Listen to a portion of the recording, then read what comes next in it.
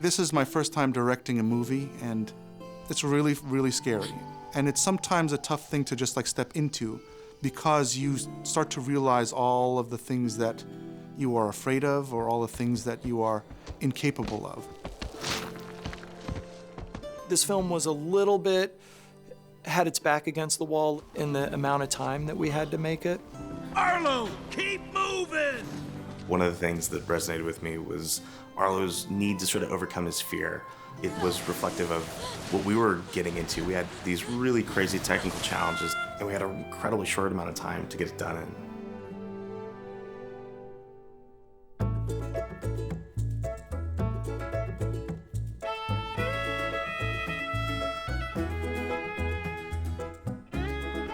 This film had just gone into a complete turnover, and we were a brand new team that was thrown together. We did this really incredible research trip up to the Jackson, Wyoming area, trying to find an area that felt right for the story that would inspire the film.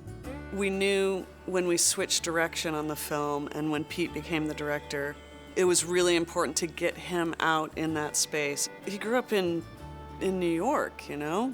I grew up in New York. My dad had a grocery store that my whole family lived in, and my only trips out in the world were the movies. The great John Ford films, or George Stevens, or Howard Hawks, and all of their films that they had shot in the West. And so going out there to these places gained me even more respect of how hard it was to really make a life out here, and then it connected to my own family of how hard it was for them to create a life in New York with nothing. He had an experience out there that opened his eyes. I've never seen anything like this before.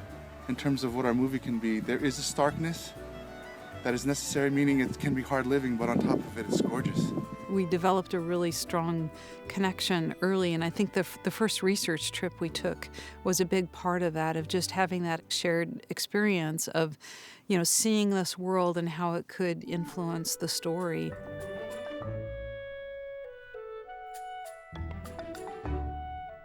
Cool. Sharon, what do you think? Clear enough? In movement? It's definitely clear. I think what was special about Pete as a first-time director is he took the approach of, I've never done this before, I need all the help I can get, and I trust you guys, and you can help me. Where if we use the traditional pipeline, you know, you pass this on, every take, totally take forever. And he was able to rely on the experts, the department supervisors in each of the respective departments. He really let them do their jobs, you know, and really respected their opinions and relied on them. I love you guys. This is amazing artistry. Really, it really is. One of my favorite things about this team that's making this film is that everybody is just sharing in this vision of what this film is going to be. It's like we all are pulling a cart up the hill. And when you're all unified, pulling in one direction, it's really thrilling. And that's really how this film has been.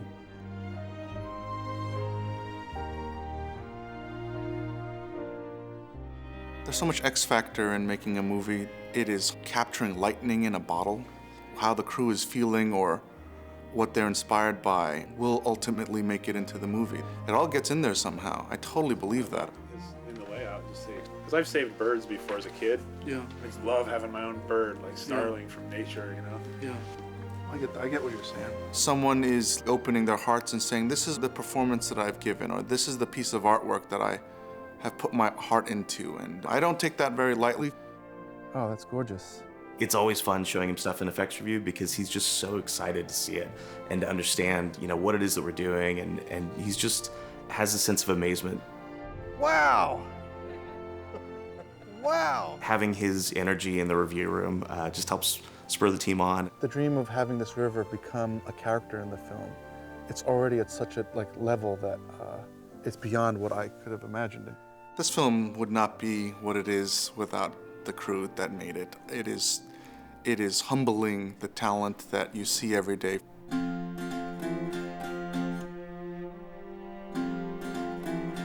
Pete really understands how hard the work is, so he has a couple favorite expressions he uses. One of them is, punch me in the face. Is it weird if we start trying to figure out the eyes? Just punch me in the face, just do it. Make the fist. Which means, I hate to give you this note because I know how hard this work is, punch me in the face, Michael. This is a silly one. I'd like to see him punch you in the face. We'll do it slow motion. Just Okay, slow motion. go for it. Go for it.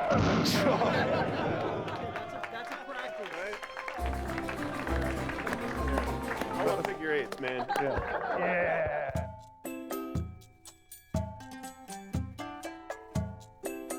From the producers and all the production managers to the PAs, there's a lot of guidance that happens.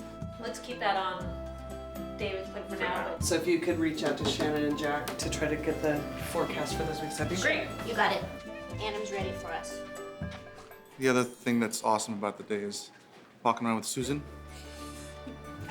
Lovely Susan. Hi again, we're on our way. Right over here. Sorry. That's the only reason why I'm here. People in production really create a perfect environment for creative work to be done. We make the nitty-gritty details invisible, and we go the extra mile to make sure people are enjoying the work they do. You see a huge payoff from that in the culture here, how people are happy in the work we do.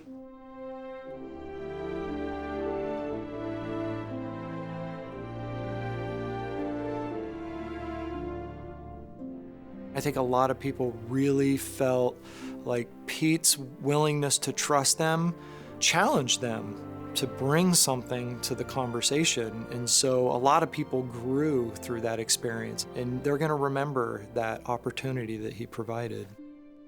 As a director, he often compares to Arlo's journey in the film. And literally, as he's making the film, he's getting confidence and feeling more like he's becoming who all of us believe he can be. And the crew love him, you know, they really want to make what he wants to put on the screen. Your animation is sick. Final that, Jude. Thank you so much.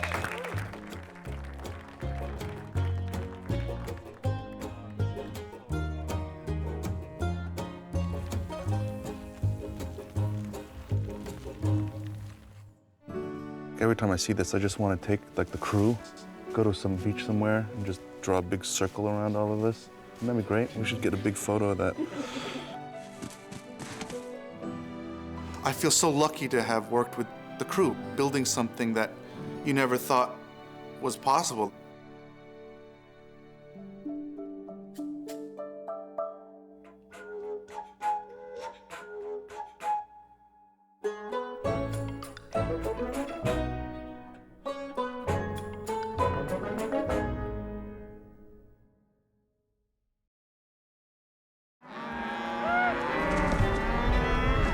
Some of the fun characters that Arlo meets along the journey are this family of T-Rexes.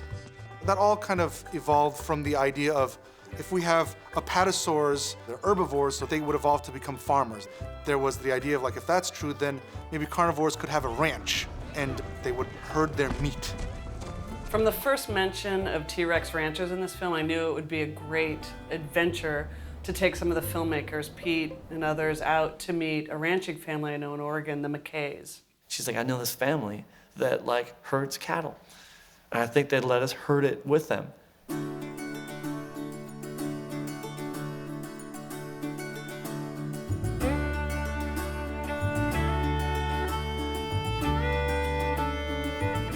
Joe and Joyce McKay are two of the biggest-hearted people I know. And I know they always envision themselves with a big family. About 22 years ago, they adopted 6 kids from Haiti. I always wanted kids, you know. Once we finally got our own, it's been the best, you know. Beautiful. Those are beautiful flowers. As a family, we've been blessed to live here. We have amazing parents. Couldn't ask for a better really couldn't place to live or better parents. Better parents, like to adopt we hit the us, jackpot, so, kinda. yeah. So. Or they did. Ooh. This is a working farm. This is a family making a living out there on the land. The McKay family has cattle that roam on leased land, and so what we got to do was ride along with them. We call it moving cows. Basically, it's moving from one field to another. We're riding through all this beautiful country and taking them to another meadow all the way up by this creek. It looks gorgeous out there, and I can't wait for us to do this, knowing that we've never done this before in our life. Is your butt ready for this? No, it's not. But my heart is for sure, because this is so exciting. I had barely ridden a horse, but when it came time, they're like, all right, just get on your horse. I was expecting them to okay, show me what to do. Like, okay, you get on like this, you do that, and then you're like, no, they were just like, okay, get on your horse. I got to ride with Joe. His whole philosophy is, this is what you need to know. I'm gonna show it you once you pay attention to this, and that's gonna be it. Don't overthink it.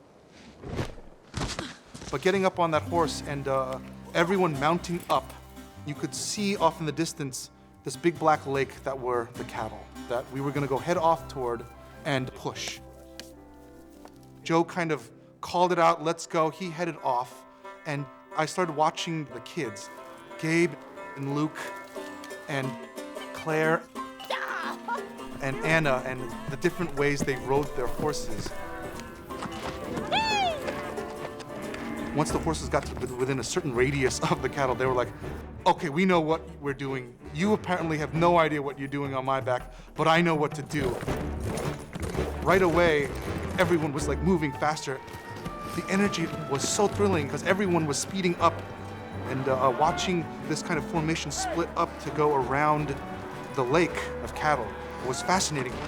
And not only the horses knew what they were doing, the dogs, once the horses started kicking in, they shot out like nobody's business. And so all the different energies of watching Joe and the family go that direction, your horse leading you somewhere, and these dogs just knowing what to do was so adrenalizing. Once we started getting closer, you can hear the kind of the surround sound quality of the cattle. It is a real wall of sound. They're kind of warning each other, something's coming. So the closer you get, the louder that gets. So everything is just amping up. After getting somewhat comfortable on pushing the cattle forward, now Joe got to a certain fork where he wanted to push all the cattle up this hill. We're just gonna get anything on water and go to hooping and hollering and get them out of here, Gabe. And you could just feel the cattle being forced to go and slipping off of logs and rocks and trying to get up to this high point. And it was magnificent to see this river of cattle now being turned. We did finally get the cattle up to this quarry that we got up to, which was beautiful. It was the top of the mountain. There was water. All the cattle were just moving in and drinking the water. And it was really satisfying having helped get the cattle up to this point.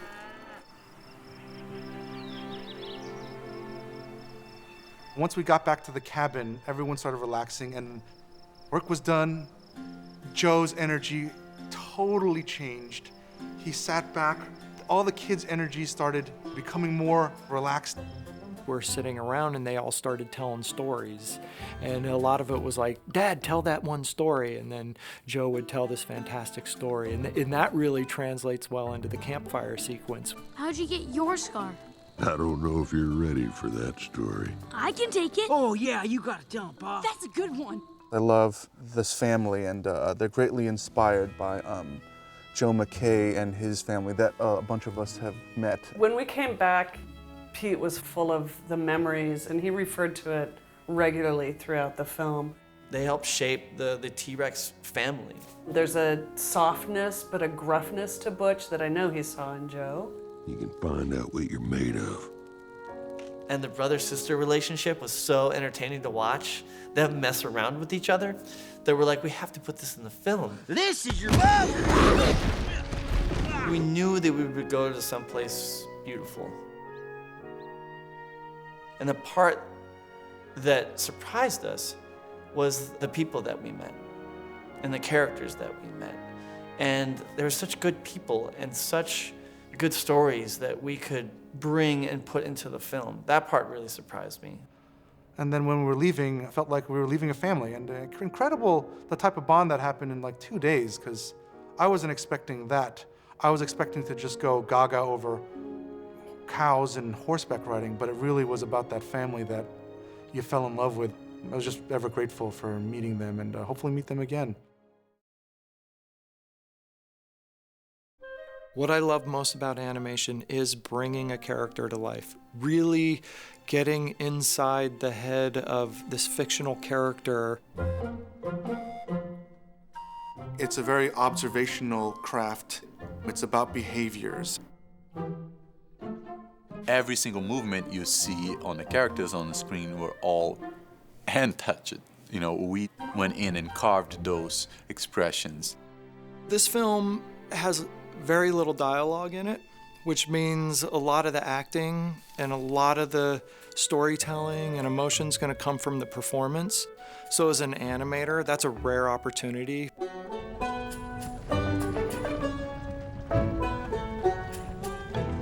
In Pixar, we always talk about truth to materials, and what that means is really understanding the properties of what you're bringing to life. A lot of that would ultimately come to, what types of characters that you have, and respecting what the characters are made of, be it a toy, be it a car, or be it a large dinosaur. We would focus a great deal on how big they were, how heavy they were.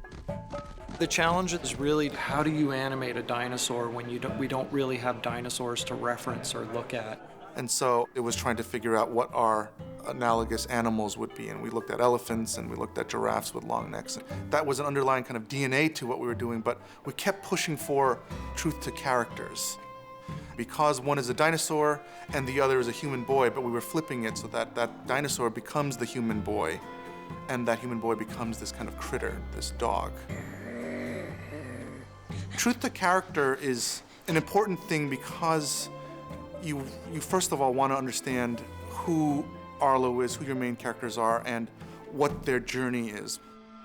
In finding who Arlo is, one of the first steps was knowing that he was going to be this fearful runt. So there were a lot of experiments and tests that were done by the animators where they would keep him knock-kneed and he would react to things in a fearful way. With Arlo, one of the ways we tried to chart the arc of his growth through the film was in his posture and his physicality. And so in the early stages of the film, we would pose him a little weaker with a crook in his neck or his shoulders in or a bend in his knee. And through the course of the film, he would start to straighten up a little bit more, or his shoulders would start to widen. So by the time he completes his journey, he's a little bit more upright and sturdier as an individual.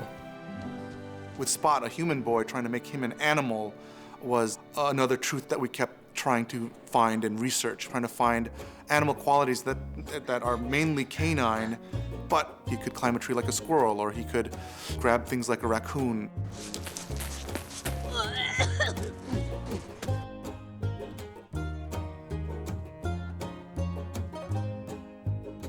Jessica Torres, I don't know this. Hi. Hey, Jessica. Nice to meet you. Nice to meet you. In a shot briefing, we go through the sequence a shot at a time, and Pete talks about each individual shot and what its purpose is in the film. When working with Spot, it's just that the more animal we make him, the more we'll buy. Oh, he's making animal decisions that don't have reason or logic, human reason or logic. And then in 39E, have fun in him trying to get over the top of that edge there. Can Jessica explore if the idea is just that it's a struggle and there's humor in it, if she can't get that idea to work? Sure, absolutely. We would get a lot of funny ideas from the story department in drawings.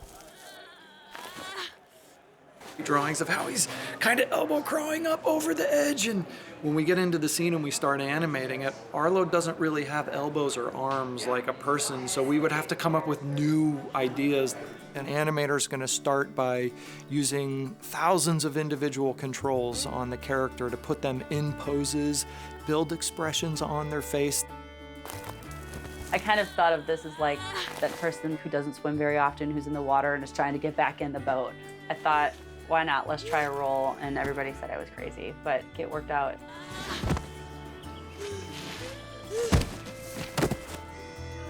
This is probably one of the more challenging sequences I've worked on. And Spot is almost like a little dog.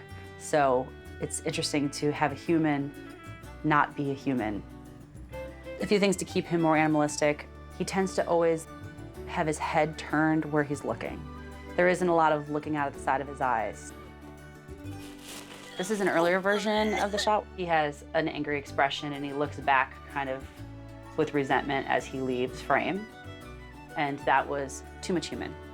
So we had to pull back and make him more expressionless. The great thing with Spot is that he has a great arc for a character. So he starts very wild, very animal-like, and then towards the end of the show, because of the journey, because of the love that he gets from Arlo, we see a different boy. We see expressions on his face. We see him walking upright. And that was a great way to tie the whole beautiful journey that they had together.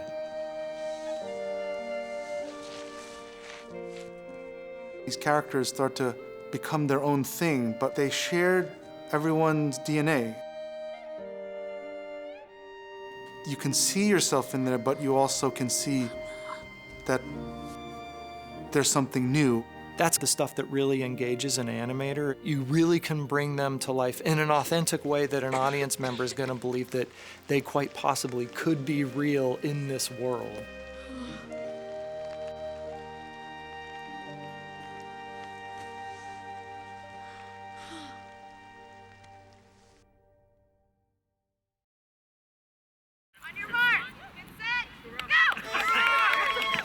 Pixar people take competitions seriously. Very seriously. Maybe a little too seriously. At Pixar, when people compete in creative competitions, they tend to go 100,000%. We have done the scare games on Monsters University. There are cupcake competitions. There are ugly sweater competitions. Halloween is very serious here at Pixar. And it just totally made sense to make the creative competition on The Good Dinosaur dinosaur-related. We're gonna build a dinosaur out of a pile of garbage, free garbage, that we found on the free table. The free table is this table where Pixar people bring in things that are too good to throw out, but not good enough to keep at home. My kid might like these. It is a table by the mailing room where people basically dump unwanted things. Oh, here you go. Yeah, there's a bunch of baby items. I guess a lot of people here have babies. Really? I think this is good. Free shelf is where people can pass along things that they're no longer using. I think these are pants. I have no idea if they're clean. Once again, I'll grab them. This is what we've collected so far. I think there's no plan. We're all competing against each other, so animation, story, lighting, sets, sim crowds, edit, so it's a big competition. Rip the head right off. There's the 1 item per day rule. Great, thank you. Plenty of room. There's the no painting or drawing directly onto the dinosaur. So good. Where's the tape? Each team will be provided with 1 roll of duct tape. This is the only material aside from those found on the free table that can be used to adhere items to each other. The only equipment we were given for this competition was 1 roll of duct tape, and that's all that we're allowed to use to keep things together besides things that we find off the free table. So we have been using it sparingly. Here's eyebrow camo. It's really cool to see it come together because you have this pile of junk and then everyone's like, yeah, we can use this for the horns or this for the eyes. And it's very cool. They're gonna be on display in front of the theater. Perfect. And then there's gonna be like ballot boxes and everybody going to the screening is gonna vote on the dinosaurs. There we go. We, the Dino Story team, decided to build a shaman, also known as the pet collector.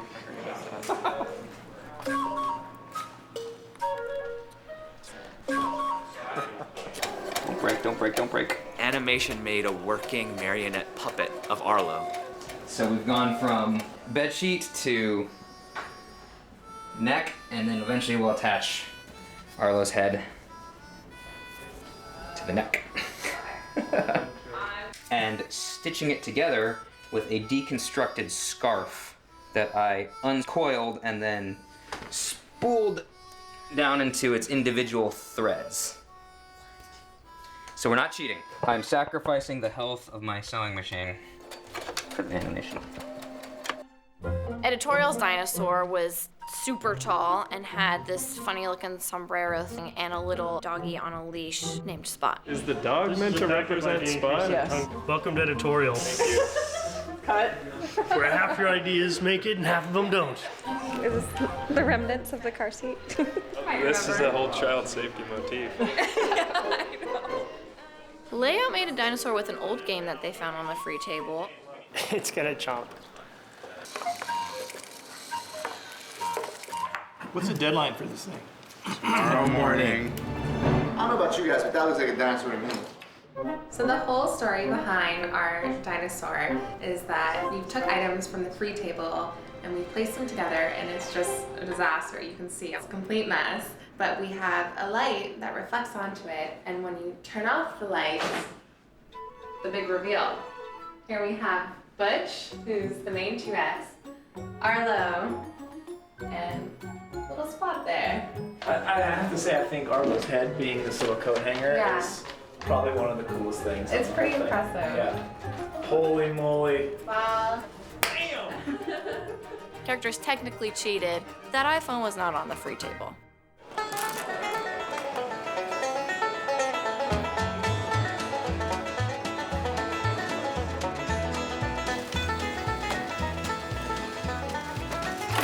Oh, today it's your foot. We're good.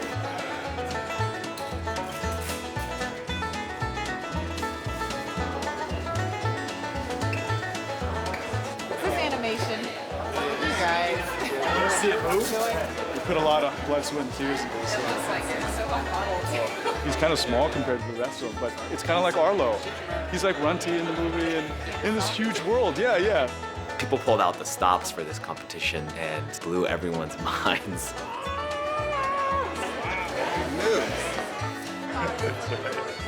Vote for the one that moves. Vote for the one that moves. Wasn't that our clock? I think so. Yeah. Looks like the free table. And then you turn the light on. Characters won first place. Baby step. Baby step. I think we do these things really to celebrate teamwork and to get departments bonding together and connected. Stop. You're on these films for so long, and there's just so much pressure, and it's just great to get together as a team and remind each other of our talents and our dedication. All right, guys. Oh, beautiful costume. And have fun.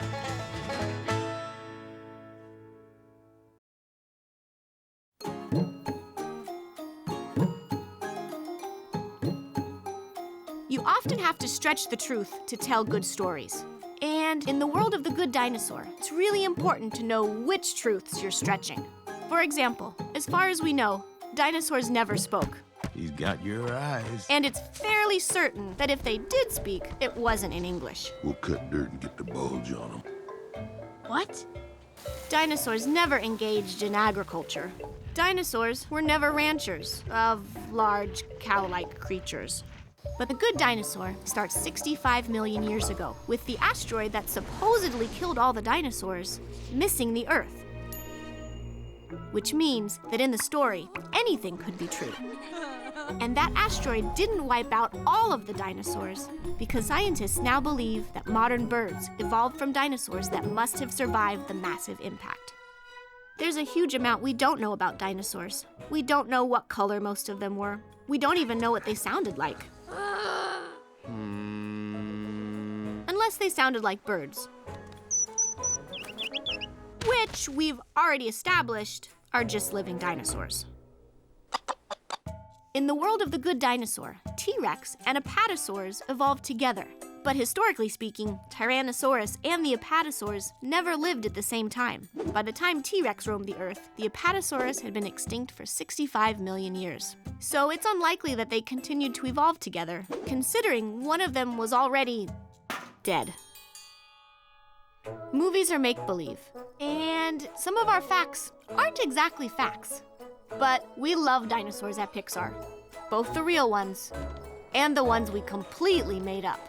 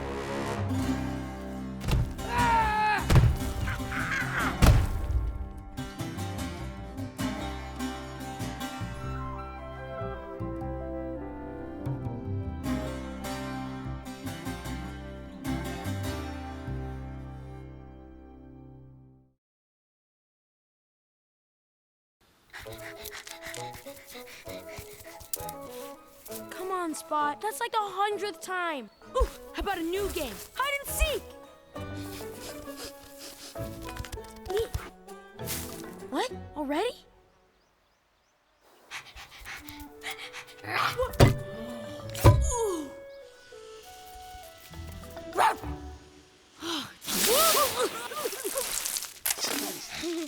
Think it's so easy?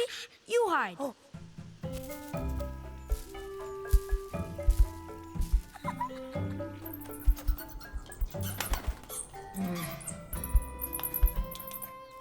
Gotcha.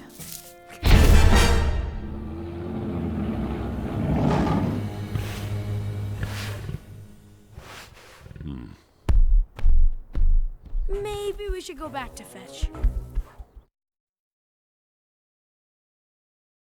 Hi, I'm Pete Sona. I'm the director of The Good Dinosaur, and what you're about to see are some deleted scenes. Showing these deleted scenes are tough. They were paths that we took that didn't work, but they would all kind of lead you to the right answers. The whole lesson that I've learned in making this thing is try things and get to those ends of the line as fast as you can. So this is part of our process here at Pixar, and what's the best thing about them is that you can kind of see the artist's hands, but also kind of the early takes on the movie. They're rough drawings, but at the same time, these were all pieces that helped us kind of craft the movie that it would ultimately become. This sequence we called The Attack, and we put it in the film just to kind of set up why Arlo was so scared of the world. In this sequence, he was attacked by this creature, and we thought that really could help out Arlo and why the wilderness was scary and how Papa protected him. It was a sequence that I really loved building out, but ultimately, it really started changing Arlo's nature, and we really wanted a kind of deeper fear here versus just an accident.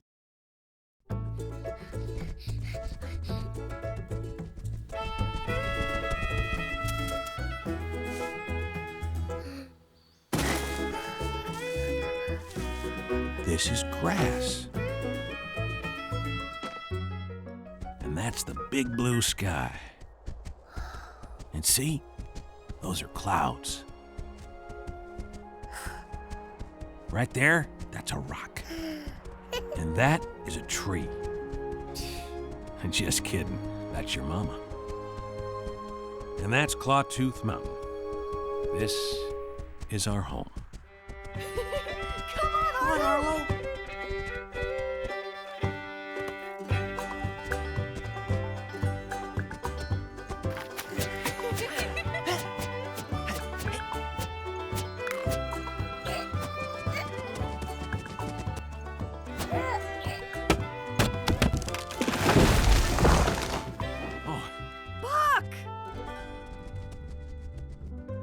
Out of there, Buck. Now Buck and that's Libby a help buck. Mama tend.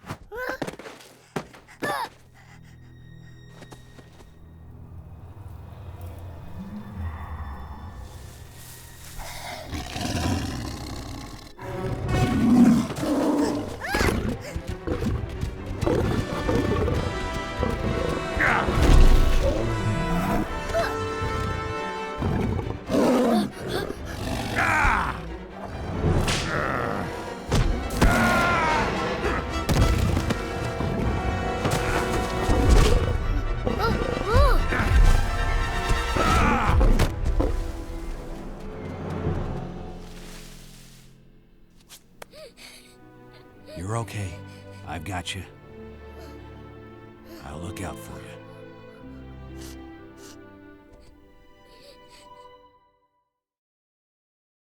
This sequence is called Building the Silo. We put in the movie trying to kind of solidify that relationship with Papa and Arlo. We thought, wouldn't it be great if they started building something together? The analogy that we would use was like if you were building a car with your dad. And so building the silo was something very important on the farm, and we could also show some of Arlo's characteristics. Something that I really loved about this scene is that relationship with Dad. But we were trying to really focus on Arlo, and this montage was really about incapability and that he was weak. And it just didn't take us very far in terms of Arlo's journey. So that's why this sequence was cut out of the film.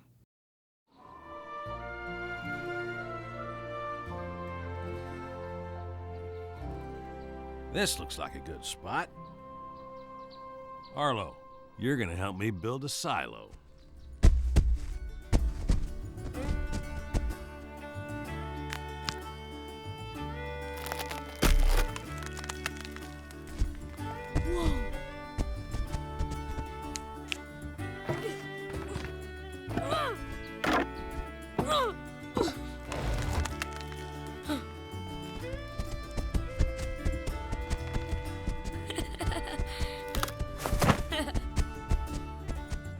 Stand back.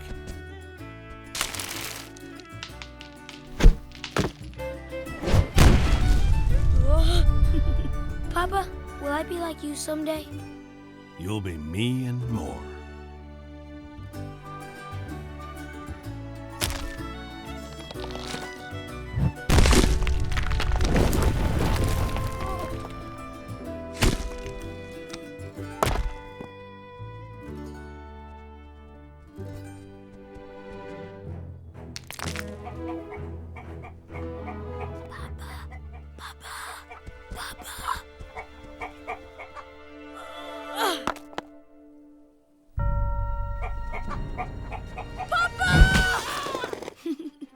Papa, behind you! Critters! How about on that mountain over there?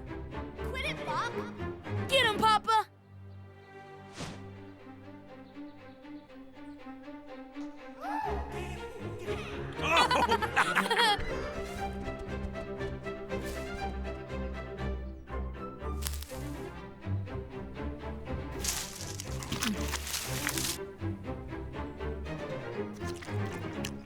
Hey, are you the critters who've been eating my berries? Oh, really now?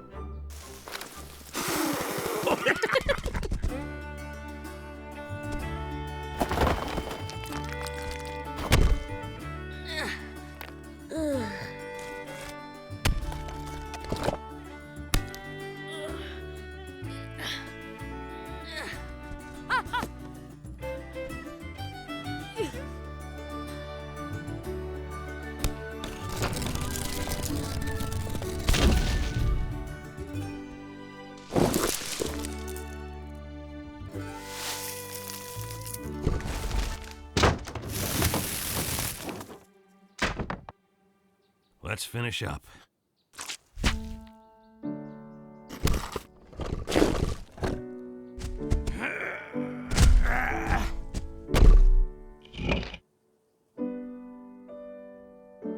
I'm saving this last piece for you.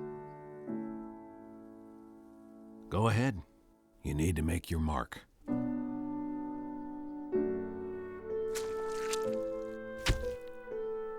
Now put it up there.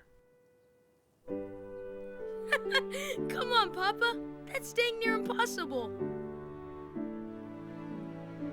Oh, you mean it? But I can't. Not unless you help me.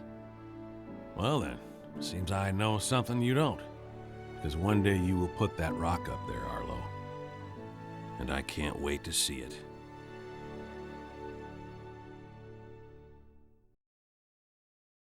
So this sequence was called Waiting for Papa. Arlo loses his father in this film, and we never took it lightly. It was something that we would really seriously talk about and trying to do it in a kind of elegant way. And we wanted to make sure that the audience knew that the storm itself is what took his father away. We have nature as a real force in this movie, and this sequence was really kind of built to showcase that nature. But ultimately, it was cut because Arlo, our main character, the protagonist, was so passive. You know, this is a long sequence and it's one of our early stabs at something, but I'm really happy that we had tried it. There was a good story answer that came out of this where Papa, instead of going off on his own, he would take his son out there as a lesson, and Arlo would be there to witness all of the storm and all its dangers.